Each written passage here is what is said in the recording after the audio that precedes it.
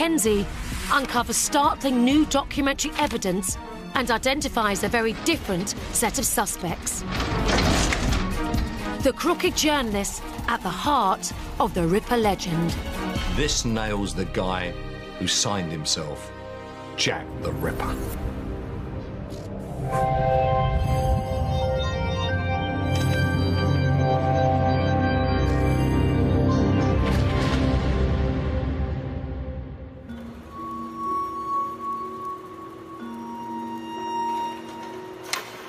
London, 1888. Scene of the most famous murders in history. These magic lantern slides have left us with a vivid picture of the age when Jack the Ripper terrorised the streets. The Ripper always struck in London's seedy East End. His victims were always the same. They were women, they were down at heel, they had no food, they were drunks, and they all resorted to prostitution to survive. Veteran editor Kelvin Mackenzie is investigating how the murders of these anonymous women became one of the biggest stories in newspaper history. My interest lies in separating the facts from the newspaper fiction that surrounds these ghastly murders. What really happened and what was reported? Were they the same thing? The East End today is an odd mixture of trendy bars, curry restaurants and million-pound houses. Little remains of the slums that once stood here.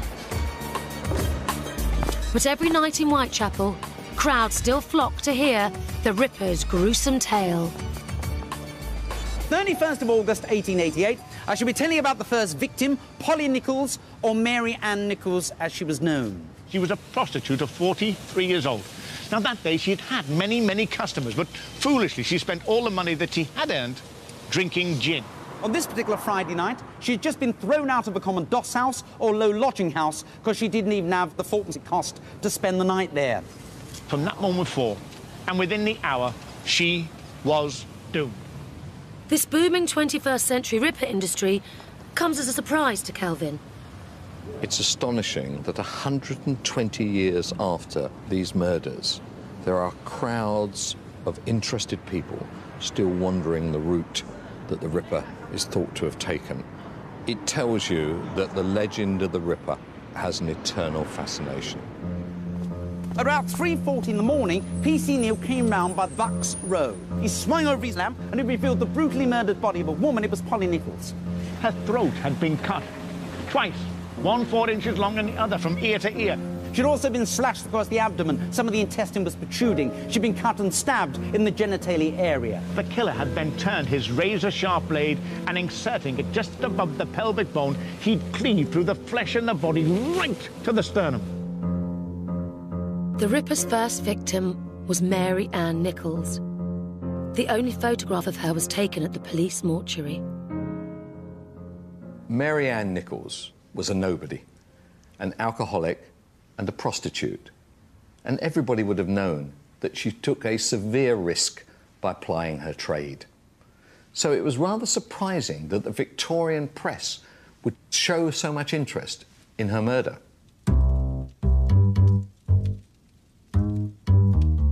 But right from the very beginning, the Whitechapel murders were a media event because of the sensational efforts of one newspaper. I have in my hands The Star, which was an upstart evening newspaper for London, launched actually, curiously, in 1888, exactly the same time as the Whitechapel murders. No relation to today's Daily Star, this fledgling paper was desperate for sales and quickly found a way to get them. The editor discovered that the more he put in about the Whitechapel murders, the higher his sale went. So, not unreasonably, he started thinking, well, what can I do to make this even more scary? And it didn't take him long to come up with a sensational new angle. The Star linked Nichols' murder with the recent violent deaths of two other prostitutes, even though there was absolutely no evidence to connect the killings. Marianne Nichols was murdered in a wholly different manner from the other two, one of whom had been bayoneted to death, probably by a soldier, and the third one had been beaten to death by 3 assailants. The 3 murders had nothing to do with each other. But he tied them all together and said, 3 murders, serial murder. My God, the whole of East London is being stabbed to death. And what happened? Sale through the roof. Editor, genius. I know how he feels.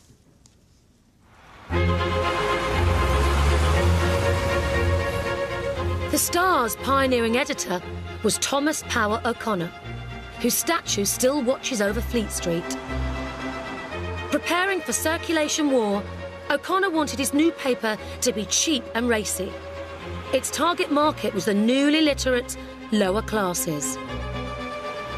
There was a massive explosion in literacy at this period, and reading a newspaper becomes part of everybody's daily life in the way that it still is. And O'Connor is one of the people who manages to, to ride the crest of this wave, really, because he has very astute ideas about what all these new readers will want to read.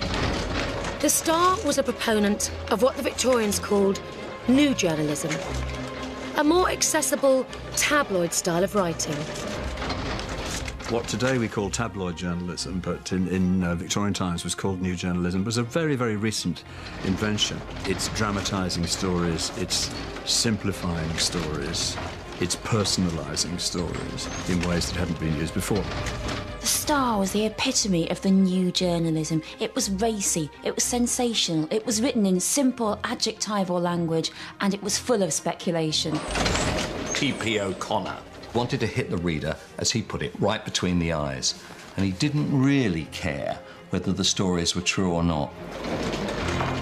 And with their coverage of the Marianne Nichols murder, the Star clearly demonstrated O'Connor's scandalous disregard for the truth, even printing a detailed description of their fictional serial killer. There is a maniac haunting Whitechapel. His expression is sinister and seems to be full of terror. His eyes are small and glittering. His lips are parted in a grin which is excessively repellent. They knew it wasn't true, but they were out to sell papers. But strangely, reality was soon to mirror the newspaper's fanciful reports. Before long, a real serial killer would strike.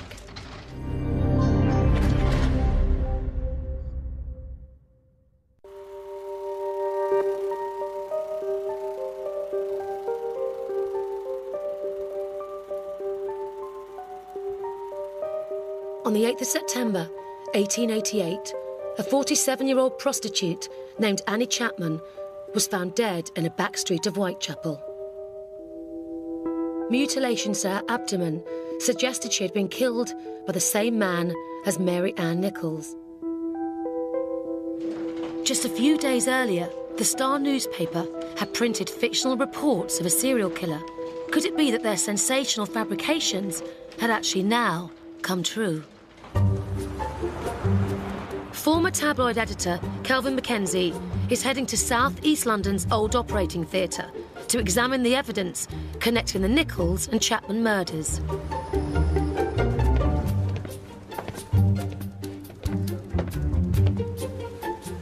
Forensic pathologist Professor Derek Pounder has studied the original inquest reports. With the help of a life model, he is going to demonstrate the killer's methods in both murders. So, Professor, what are the similarities between the Chapman and the Nichols murders?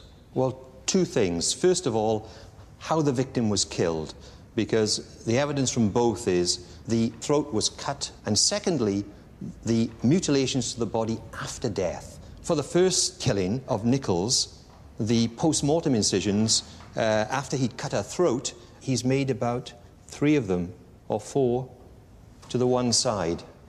And then, on the other side, at right angles, he's made 3 or so there, and then he's made a really deep one lower down, which has exposed the bowel. What were the mutilations in the second case? Well, in the case of Chapman, we're not sure precisely where he made the incisions in the abdomen. We know the abdomen was opened, and we know he's removed the uterus. We can suppose that what he's done is made an incision from here, just below the breastbone, all the way down to the pubic bone, and then spread open the abdomen. Both murders involved a violent attack on the victim's genital regions. With the second crime, the killer went further and made a trophy of the uterus. He was taking the internal organs and walking from the crime scene through the city, having the internal organs with him. What he has is a fusion between violence and sexuality in his mind. So what you see in the crime scene is a living out of his sexual fantasy. If you were the pathologist of the day, having seen the similarities of these killings, would you have said, yep, this is the same person who did these? Yes, that has to be the presumption. These were very unusual killings in the way the body was mutilated after death, and it had to be the same person. If the killings occurred today, we'd be looking at it as a serial killer.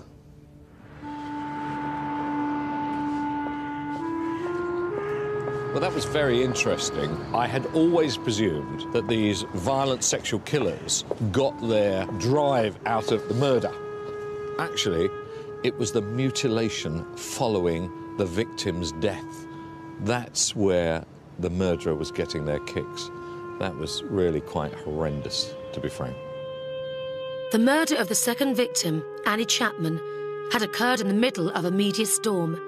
So this killer was clearly undeterred by the press. Perhaps he even relished the attention. There was so much publicity after the first killing. We have to ask ourselves, was the publicity actually driving this killer onto new victims? Suddenly, every newspaper was writing about him in this kind of excited, attractive, enticing language. It's a serial killer, no one's safe, and it's almost as if it could encourage someone to strike again. The Star made the most of the second Whitechapel murder with sensational reports of Annie Chapman's injuries. The woman, having been ripped up from groin to breastbone, the viscera had been pulled out and scattered in all directions, the heart and liver being placed behind her head. She was covered with blood and lying in a pool of it. The Star newspaper ran all the gruesome details, even down to one headline saying that the heart and the liver were over her head. And the Victorian buying public, they couldn't get enough. Star will have details about the removal of organs, details about throats slashed. We don't see details like that about murders that are committed today. The knife was jabbed into the deceased at the lower part of the abdomen and then drawn upward, not once but twice. The first cut veered to the right, slitting up the groin, but the second cut went straight upward along the centre of the body and reaching to the breastbone. Death was part of everyday existence in a much more immediate way in Victorian times. Whatever reason, it comes as quite a shock to see quite how graphic some of these stories are. And why on earth anyone will want to read them over breakfast beats me. We need to remember, of course, that for most people it was still within living memory to go and see public executions. These were almost a form of entertainment at the time. The average Victorian reader had a much higher gore ratio, if you like, than the typical person today. The Star wasn't the only paper cashing in on the Whitechapel murder story. Such gruesome killings were a godsend for circulation figures all over Fleet Street. And if there's one thing Kelvin knows about, it's boosting newspaper circulation. Kelvin edited the Sun newspaper